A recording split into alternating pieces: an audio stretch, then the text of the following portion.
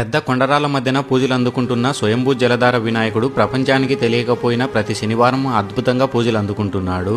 అచ్చం కాణిపాక వినాయకుడు లాగా కనిపిస్తాడు. ఈ స్వయంభూ వినాయకుడు ఒక సాధువు 6 సంవత్సరాల కిందట ఒక పెద్ద కొండరాయి కింద వినాయకుడు ప్రతిరూపం స్వయంభూగా ఏర్పడిందని శ్రీనివాసులు అనే వ్యక్తికి చూపించి తర్వాత ఆయన కనిపించకుండా వెళ్ళిపోయాడు.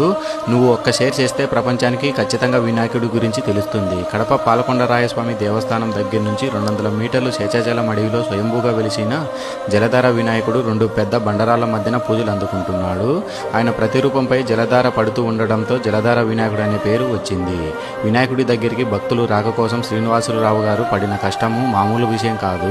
పెద్ద బండరాళ్ళు ముళ్ళ కంపలతో నిండిపోయిన దారిని చాలా సమకూర్చి అద్భుతంగా దారిని మలిచి భక్తుడికి శ్రమ లేకుండా దారి పొడవునా బాణం గుర్తులు బోర్డు ఏర్పాటు చేశాడు.